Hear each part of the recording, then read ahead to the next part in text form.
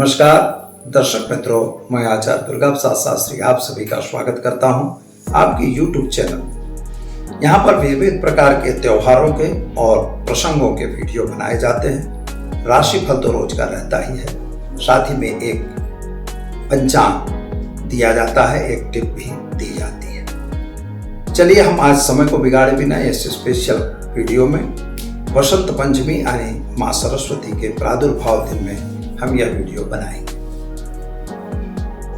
क्योंकि विद्या जो है वह सर्वश्रेष्ठ देवी है।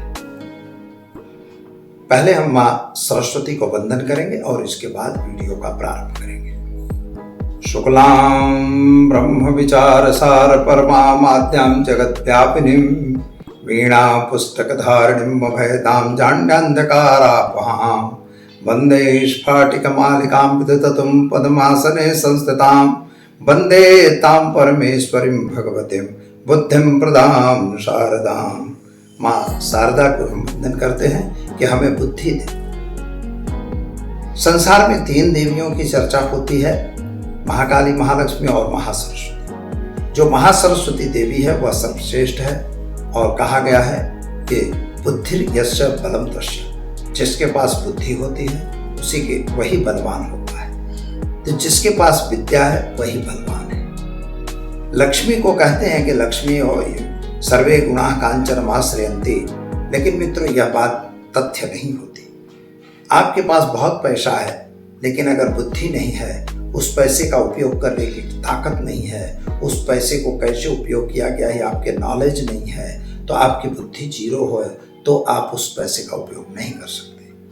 आपने 1-1, 2-2, 3-3, 4-4 संस्थाएं बना ली जब आपके पास पैसे आते गए, लेकिन पैसे भर गए। इसके बाद उन संस्थाओं को चलते रहना भी चाहिए। ऐसा नहीं कि उसको हम बेच के नई संस्था बनाएं, हम उसको बेच के नया कार्यक्रम करें। आप उसी से पैसा बनाइए, पैसे को आगे ले जाइए, संस्था का विकास करिए, तब तो वह काम का है। यानी यह एक वस्तु बुद्धि यस्य बलम तस्य, यह जो युति है वो परफेक्ट है। आज हम वसंत पंचमी के बारे में बताएंगे।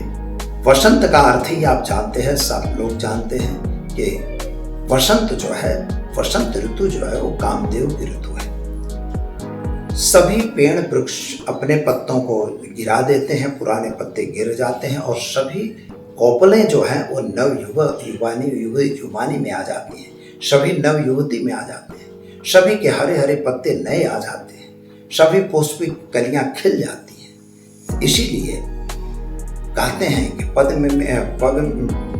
जो वसंत है, तो वसंत ऋतु जो है सारे संसार को एक अलग अनोखा आनंद देती है।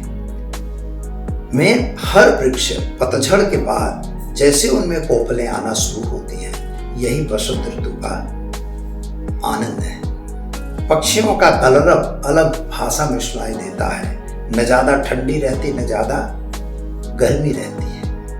यानी यह वातावरण भी एक खुशनुमा वातावरण रहता है।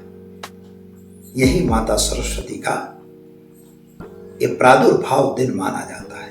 पुराणों के अंदर कहानी है कि भगवान ब्रह्मा ने एक बार अपने कमंडल से कुछ जल पृथ्वी पर छींटा, उसमें एक शक्ति उत्पन्न हुई, जिस शक्ति के हाथ में वीणा थी और अभय मुद्रा थी, वरमाला थी, मतलब करमाला थी और साथ में पुस्तक थी। इसीलिए कहा है या वीणा पुस्तक धारिणीं अभयदां जाड्यान्धकारापहां। ये कैसी है? हमें अंधकार से बाहर निकालने वाली है। कौन सा अंधकार है? तो अज्ञान रूपी अंधकार से हमें बाहर लाती है और ज्ञान रूपी ज्ञान का सिंचन करती है। जो ज्ञान रूपी प्रकाश का हमारे दिल में, हमारे मन में सिंचन करती है, वही माँ जगदम्बिका है, वही माँ सरस्वती है। सरस्वती माता का प्रादुर्भाव तो हुआ। वो वीणा पुस्तक, ऐसा भी कहा गया है कि उन्होंने जब चराचर जगत का निर्माण ब्रह्मा ने कर दिया, लेकिन वाणी नहीं थी, कोई आवाज नहीं निकल रही थी, कोई कलरव नहीं सुनाई दे रहा था। तभी माता ने जब वीणा वादन लगाया, वीणा वादन किया, तभी सभी प्राणियों की जिह्वा खुली और सभी लोग बोलने लग गए, गाने लग गए, हर्ष से चिल्लाने लग गए। तो यह जो चीज थी, ये माँ जगदम्बिका यानी माता सरस्वती की कृपा थी। इसीलिए उन्हें वाग्वादिनी भी कहा जाता है। वाग का मतलब है वाक, वाणी।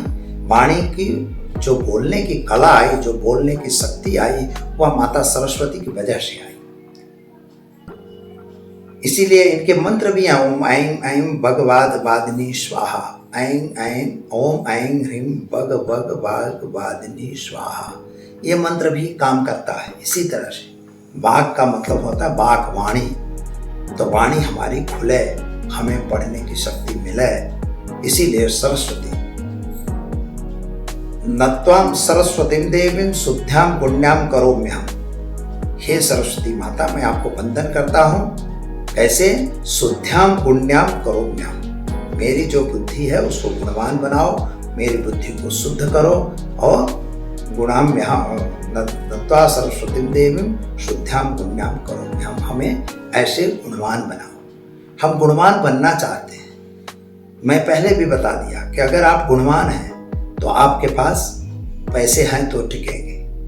लोग ये भी मानते हैं कि भैया माता सरस्वती के पुत्रों के पास पैसे नहीं होते, लेकिन पैसे हो न हो, लेकिन पैसों को रखने का, रख रखाव का काम तो जो सरस्वती के लड़के हैं वही कर सकते हैं।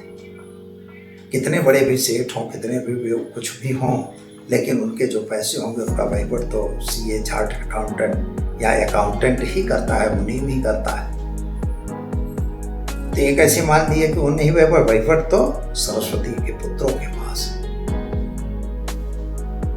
अब यहाँ पर बात यह आती है कि माता सरस्वती का आज बसंत पंचमी के दिन प्रादुर्भाव है। आज के दिन में एक यंत्र होता है, यंत्र लिखा जाता है। यंत्र को लिखिए और यंत्र को लिख के अगर बच्चों के गले में डाला जाता है तो आप समझिए कि वे बच्चे मेधावी होते हैं। अगर पढ़ने की इच्छा उनकी नहीं है तो पढ़ने की इच्छा होने लगती है, और ख़ास तौर पर अपने आप उनमें एक याददाश्त भी बढ़ती है। परीक्षाओं में भी उन्नति उनको मिलती है, जिसे सरस्वती कवच के रूप में भी जाना जाता है। सरस्वती अष्टक कवच है जिसका भी पाठ किया जाता है। ये जो यंत्र बनता है उस पर सरस्वती मंत्र है, ओम ऐं ह्रीं क्लीं सौं सरस्वत्यै नमः। इस मंत्र का जप किया जाता है। और खास तौर पर ओम ह्रीं ह्रीं ह्रीं हृदये बीजे ससुज कमले कल्पवृक्षस्य शोभे भव्ये भव्यानुकूले कुमुदिवनदहे विश्वविद्वागु पद्मे पद्मे पद्मोपविष्टे वर्धजगतां सा पादयन्त्रीं। ये माता सरस्वती का अष्टक है, पूरे 8 मंत्रों का पाठ है। इसका हमेशा माँ उस पर जप करके दिया जाता है। जो भी मेधावी छात्र बनना चाहते हैं, इंटरव्यू वगैरह में क्लियर होना चाहते हैं, उन सभी को यह विद्या कवच अवश्य धारण करना चाहिए। विद्या कवच एक बहुत बड़ी उपलब्धि है जिससे सुरक्षा भी प्राप्त होती है और विद्या की भी प्राप्ति होती है। तो दर्शक मित्रों, यह वीडियो आपको कैसा लगा? आप अवश्य हमें कमेंट बॉक्स में अपना प्रत्युत्तर भेजिए। आपके कोई सवाल हैं तो हमारे नीचे दिए गए फ़ोन नंबर पर अपने सवाल जरूर पूछ सकते हैं। व्हाट्सएप के माध्यम के द्वारा, चाहे वह वास्तु रिलेटेड हो या आपकी कुंडली के विश्लेषण रिलेटेड हो, मैच मेकिंग के रिलेटेड हो, कोई भी सवाल है आप जरूर हमें भेज दीजिए। तो दीजिए आचार्य दुर्गा प्रसाद शास्त्री को इजाज़त। नमस्कार।